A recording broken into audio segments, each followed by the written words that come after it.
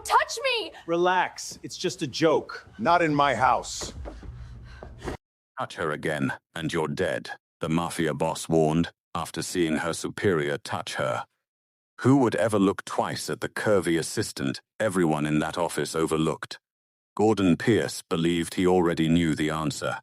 He was 3 seconds from finding out the most dangerous man in Boston had been watching the whole time.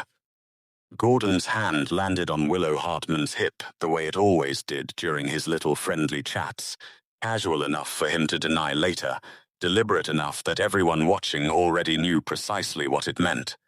She stiffened at her desk, eyes fixed on her monitor, spine locked the way it did every single time this happened.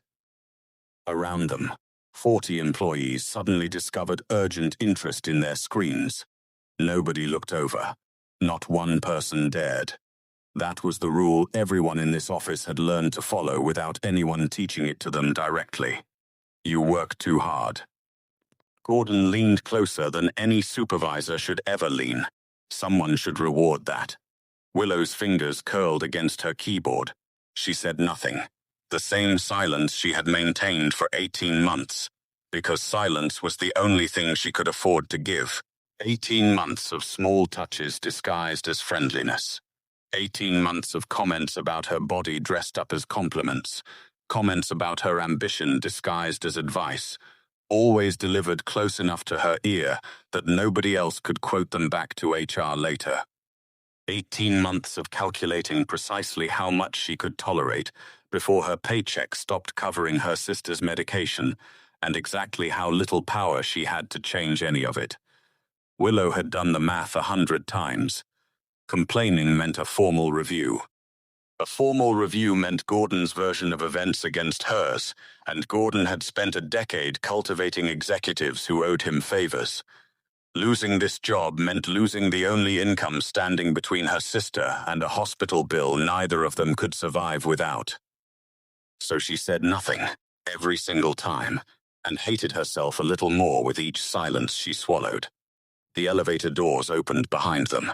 Nobody on that floor had seen Julian Cross in person in over a year. Rumors placed him everywhere and nowhere. A name on letterhead, a shadow behind board decisions, a man too powerful to need an office with windows. He crossed that floor in 11 strides, and every conversation on it died before he reached the 6th. Nobody moved to stop him. Nobody would have dared. The kind of authority Julian Cross carried didn't need announcing. It simply arrived, and every other sound in the room learned instantly to get out of its way. He didn't stop at Gordon's shoulder. He gripped his wrist mid-motion and pulled it off Willow's hip, like removing something contaminated. A motion so fast and so absolute that Gordon didn't even register what had happened until the pain reached his brain a full second later. Touch her again, and you'll be dead before your hand leaves her arm. If this hooked you already, smash that subscribe button, hit like, drop your city below, and turn notifications on, because what Julian Cross does next, to protect a woman he's never officially met, is about to break the entire internet. The floor went completely silent. Gordon laughed, thin and unsteady, the laugh of a man testing whether the ground beneath him was actually cracking. That's a hell of a way to greet a colleague, Julian. I saw precisely what you were just. Gordon's face lost color in patches, the way skin does when a man realizes the threat in front of him isn't performance. Everyone on this floor knew who signed Julian Cross's checks. Nobody in that room understood that Julian Cross could end careers, companies, and occasionally people with a single phone call, and had done so before, without raising his pulse. The two men who'd walked in behind Julian, quiet, dressed like consultants, positioned themselves near the exits without a single instruction spoken aloud. Anyone paying attention would have noticed how quickly the room's exits had subtly become someone else's to control. I run operations for this division. Gordon straightened his jacket, grasping for whatever authority still fit him. I don't answer to. You answer to whoever owns the company you work for. That's me. And I just watched you put your hands on my employee like she's furniture you're entitled to rearrange. The word employee landed strangely in that sentence, and half the floor registered it. Julian Cross did not personally know the names of assistants.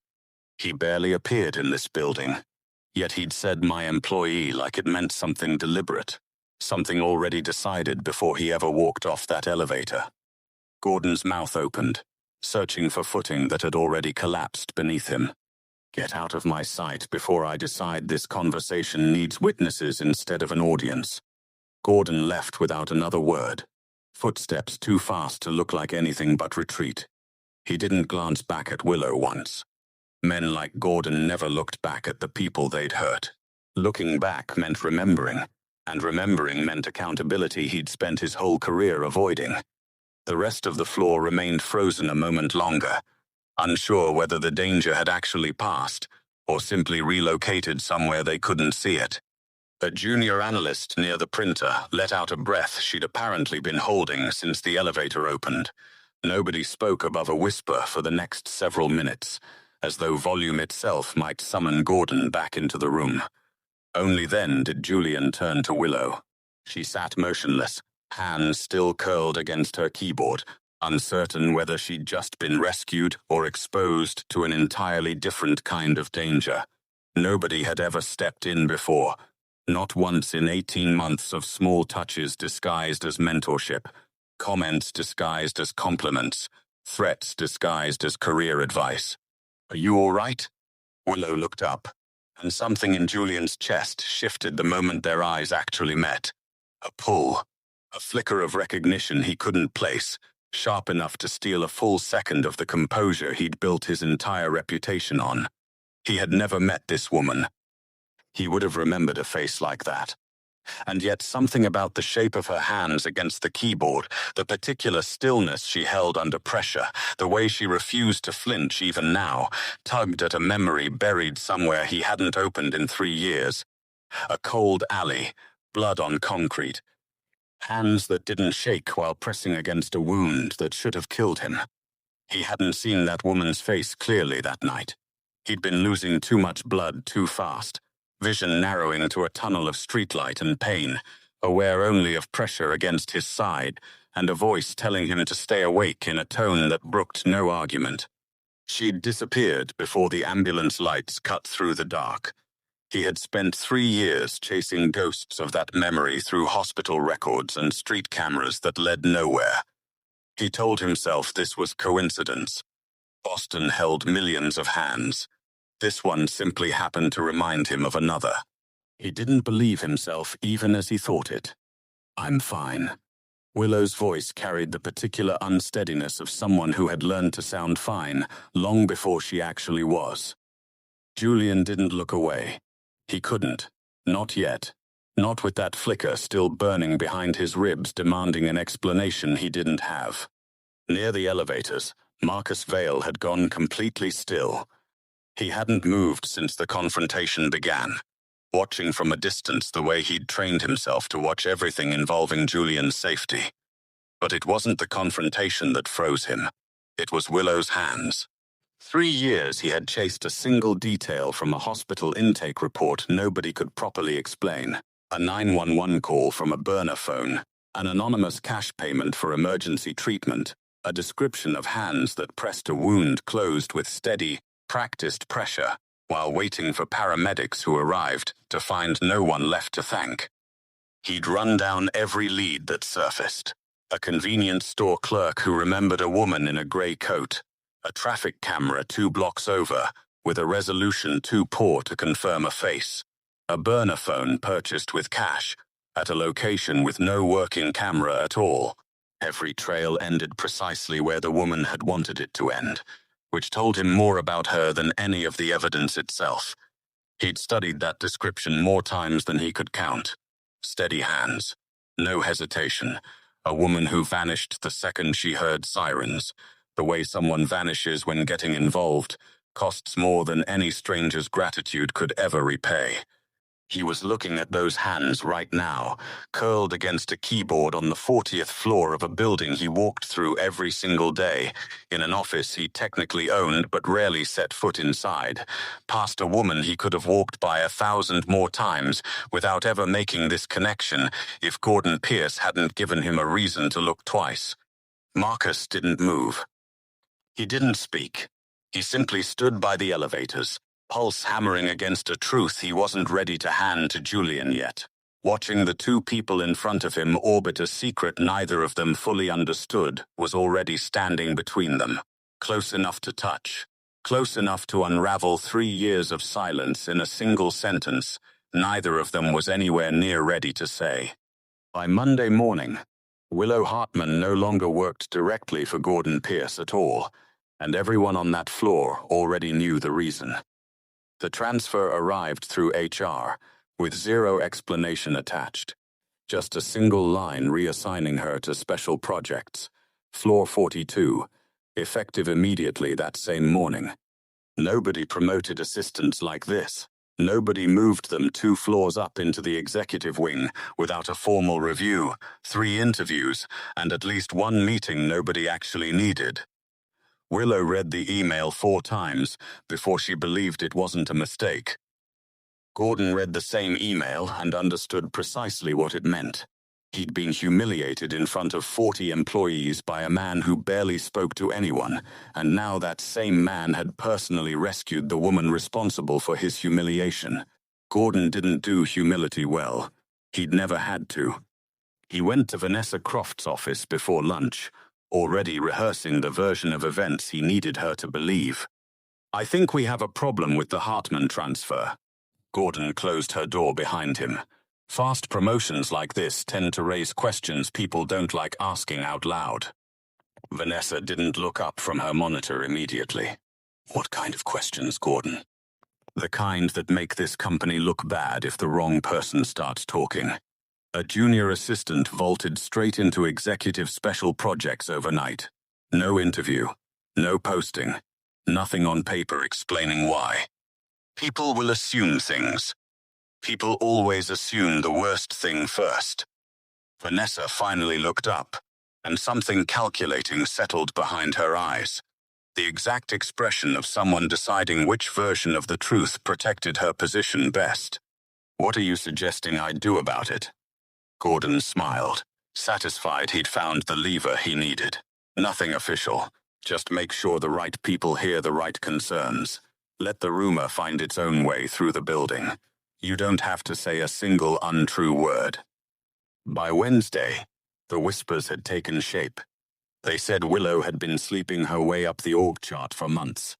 They said Julian Cross didn't rescue employees. He collected them. They said a woman built like her didn't get executive attention without offering something in return. Willow felt the shift the moment she walked into the 42nd floor kitchen. 2 women who used to wave at her in the elevator suddenly needed something from the fridge. A junior VP who once complimented her work now stared through her like furniture. But even the friendliest face on the floor, a receptionist named Priya who used to save her a seat at lunch, found somewhere else to sit for 3 days straight. Nobody said anything cruel to her face. Cruelty rarely needed volume to do its damage. A room simply had to grow quieter around a person, and the message delivered itself. She remained silent about it, because speaking up had never once worked in her favor before. Julian reacted differently. He saw how quiet the floor became whenever Willow walked past certain desks. He spotted a printed memo circulating with language too polished to be accidental gossip, phrasing that sounded exactly like something Vanessa Croft would craft to protect herself, while pointing fingers elsewhere. He didn't confront the rumor directly. Instead, he did something colder. He picked up his phone and called the one man he trusted with anything involving real danger. "I need a complete background check on Willow Hartman.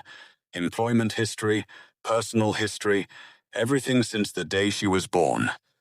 Marcus's voice carried a pause, just slightly too long before answering. "Understood. May I ask why?" "Because I can't stop thinking about her hands. and I need to know right now if I'm right, or if I've finally lost my mind completely. The report landed on Julian's desk 2 days later, thinner than he expected for a woman who'd worked in this building for 3 years. No disciplinary record, no formal complaints filed against her, despite 18 months reporting directly to Gordon Pierce, a man whose file already carried 2 prior HR flags quietly buried under executive protection. A woman who endured that long under the same supervisor without a single documented complaint either had nothing to complain about or had calculated, correctly, that complaining would cost her more than silence ever did. Julian read that section twice, jaw tightening with an anger that had nothing to do with the mystery he was actually chasing. Beneath the employment history sat something else. A younger sister, 17, chronic illness requiring ongoing treatment. A father, deceased. Medical debt inherited by his daughters after his death. A mother listed as absent from every record for the past decade. Willow Hartman had been holding up an entire household alone since she was 23 years old, on an assistant's salary, under a supervisor who used that desperation as leverage every single day. Julian set the file down and sat with it longer than he wanted to admit. Somewhere in that same building, a woman who had every reason to be bitter had instead spent 18 months absorbing abuse silently, rather than risk the paycheck keeping her sister alive. And 3 years ago, according to a memory he still couldn't fully trust, a stranger with steady hands had done the same math about a dying man in an alley and chosen to help anyway, disappearing before anyone could ask her to explain why. He thought about every gala he'd attended since then, every gathering where he could have simply asked, publicly, whether anyone recognized a description that fit half the women in the city, and none of them at the same time. His presence alone transformed the ballroom. Guests who had been whispering moments earlier lowered their eyes. He found him in the private security office on the 38th floor, 3 monitors glowing in front of him, each one paused on a different piece of evidence he'd apparently been sitting on for longer than he'd admitted to anyone, including himself. "You've been avoiding me since Monday. That's not like you." Marcus turned from the monitors slowly, the particular slowness of a man deciding whether the truth he was holding would help or utterly destroy the person he was about to hand it to. "I found something 3 years ago I never showed you because I couldn't confirm it back then, and confirming it wrong would have sent you chasing a ghost that never actually existed anywhere outside your own head." "Show me now." Marcus pulled up a scanned hospital intake form, the paper edges yellowed with age, a timestamp in the corner matching the night Julian had been shot and left bleeding in that alley. A handwritten note from an ER nurse described a caller who refused to give her name, refused to wait around for police questioning, and vanished entirely from the waiting room the moment paramedics confirmed the patient would survive the night. The nurse's description sat at the bottom of the page in blunt clinical handwriting. Female, mid-20s, dark hair, noticeably curvier build, remarkably steady under pressure, despite visible blood covering both her hands and clothing. Julian's chest went tight in a way it hadn't in 3 years of chasing this exact detail through dead ends and cold trails.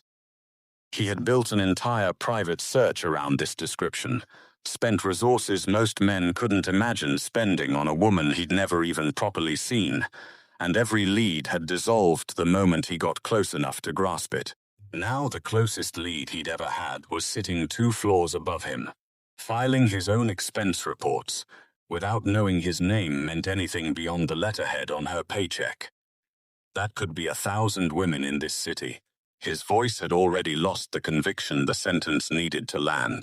It could be, except the timestamp on the burner phone used to call 911 pings a tower 2 blocks from this building, and the anonymous cash payment covering your emergency treatment that night was traced, eventually, to a small credit union account that closed permanently 3 days later. The same week, Willow Hartman's employment records show her starting an entirely new job under an assistant listing that skipped the usual background review most new hires go through. Julian stared at the hospital form until the words stopped making individual sense, blurring into a single realization he wasn't ready to hold yet.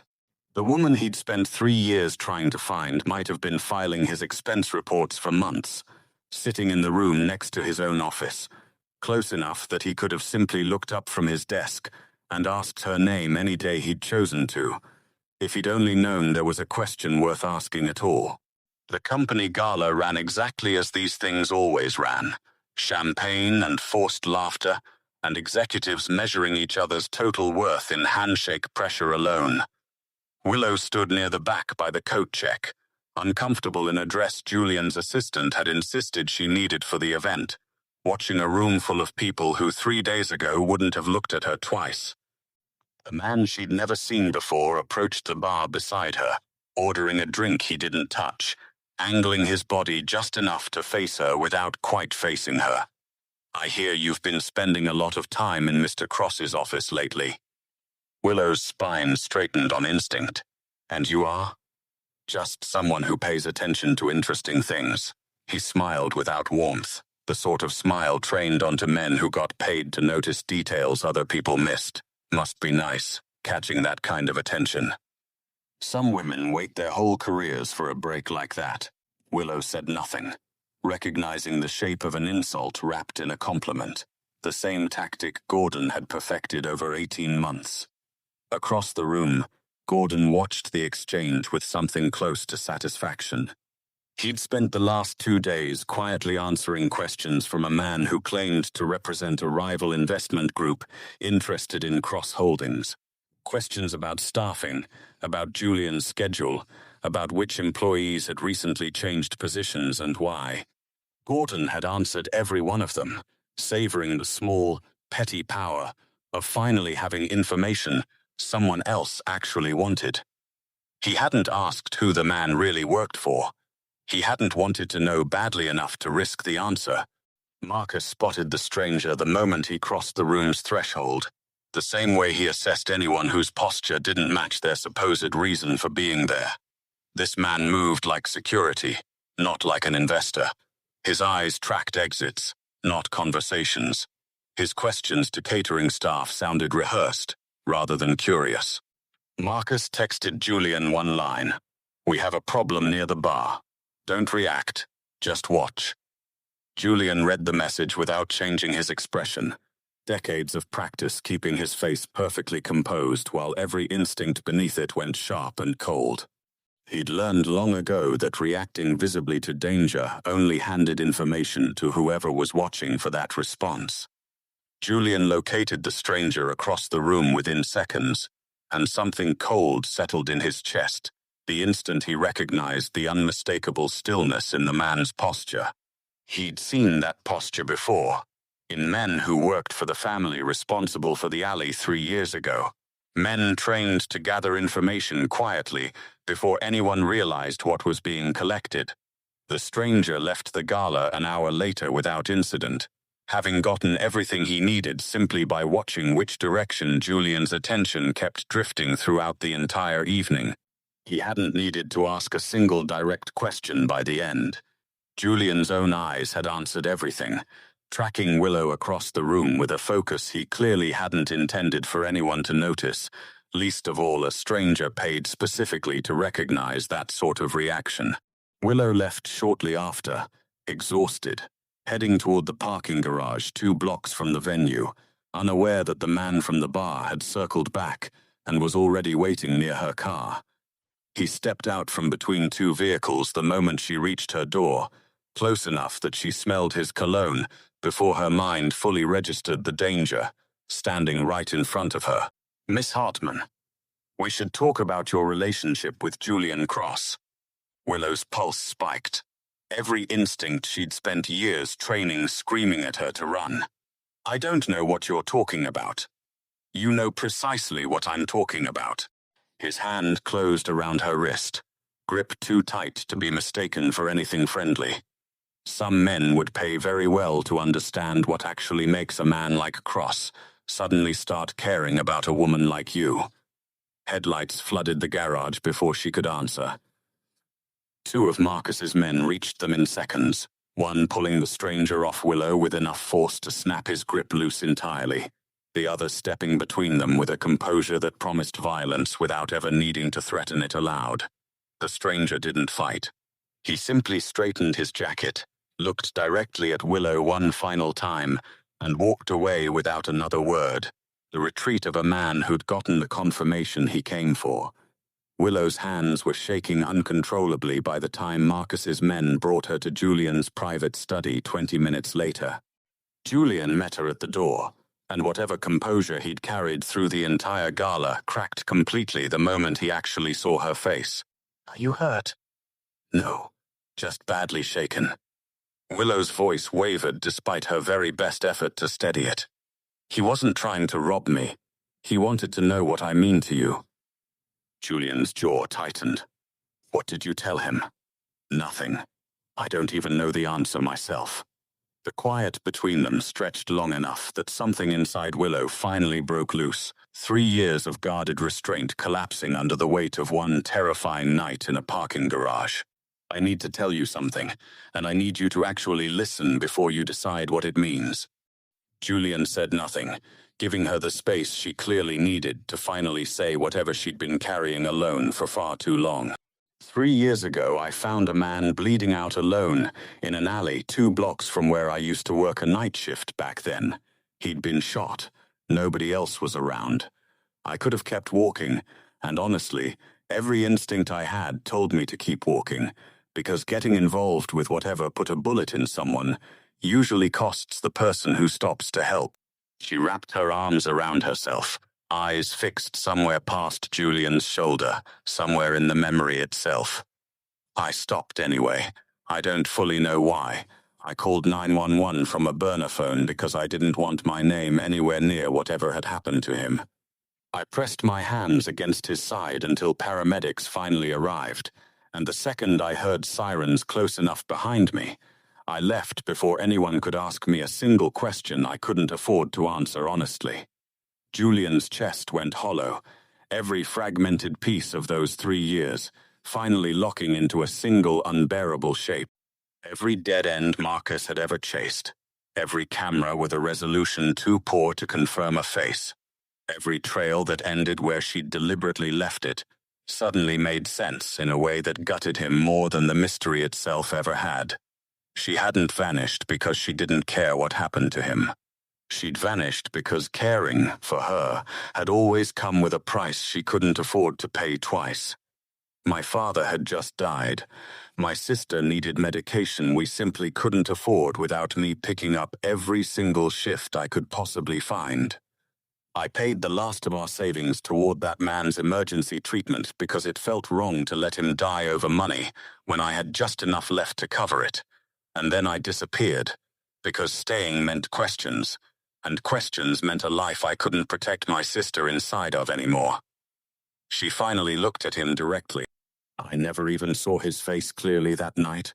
I just remember his voice telling me not to let go no matter what.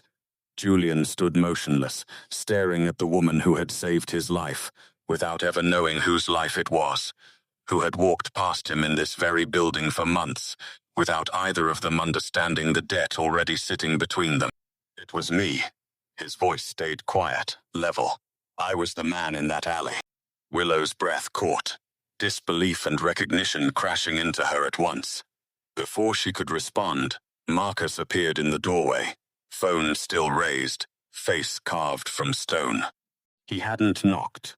He never knocked when the news couldn't wait even the few seconds it would take to be polite about delivering it, and both of them understood immediately that whatever he was about to say would matter more than anything either of them had just admitted to each other. The man from the gala already reported back. His employers know who Willow Hartman is to you now, and precisely how much that makes her worth to them.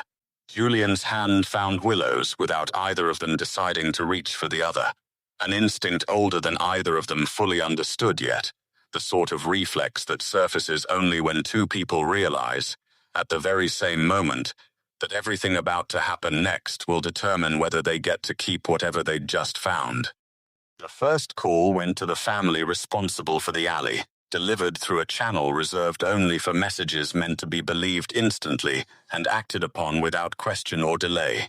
Whatever debt you think you're owed from 3 years ago, it ends today. Anyone who moves against Willow Hartman moves against everything I own, and I own considerably more than you're prepared to lose. The second call went straight to his security chief. Full protection detail on Willow, effective immediately starting tonight, no gaps, no exceptions whatsoever. The third matter required no phone call at all. It required Gordon Pierce standing in Julian's office by 9 that morning, sweating through a suit that suddenly looked too tight for the confidence he'd walked in wearing. You've been feeding information to a man connected to a criminal organization. Julian's voice stayed flat. Staffing changes, my schedule, which employees recently transferred and why. All of it. Gordon's face drained white. That man told me he represented an investment group. I had no idea.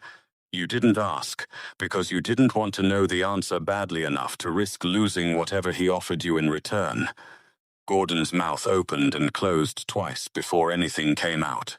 I was upset about the transfer. I wanted leverage. I never meant for anyone to get hurt. Someone almost did get hurt. In a parking garage 2 blocks from where you were drinking champagne, congratulating yourself on finally having information worth selling.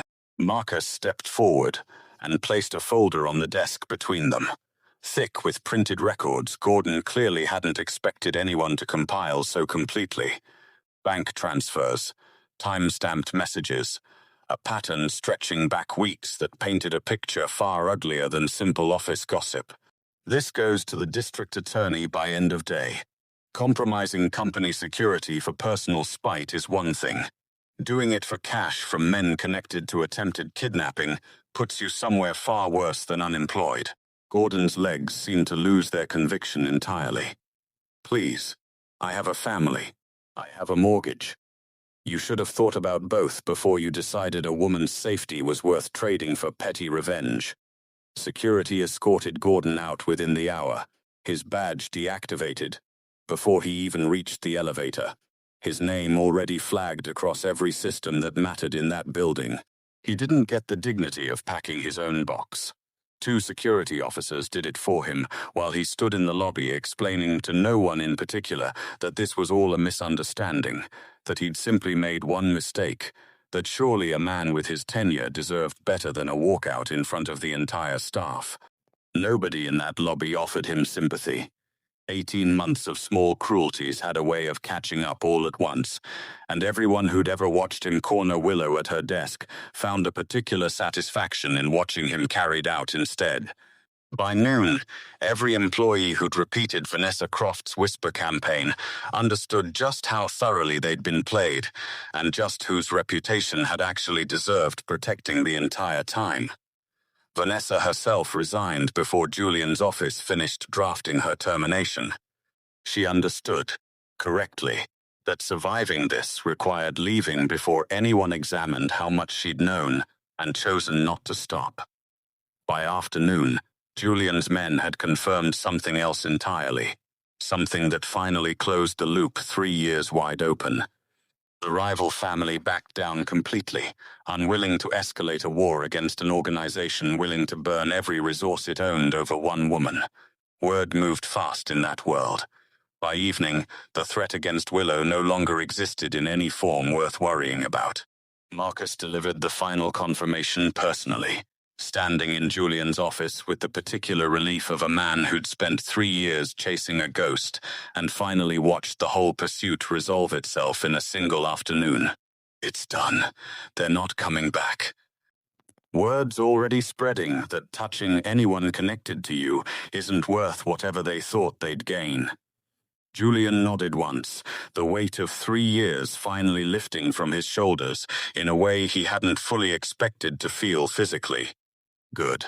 Then get some rest tonight. You've earned it more than anyone in this building. Marcus almost smiled. That's the first time you've told me to rest in about a decade. First time it's actually felt true in about a decade.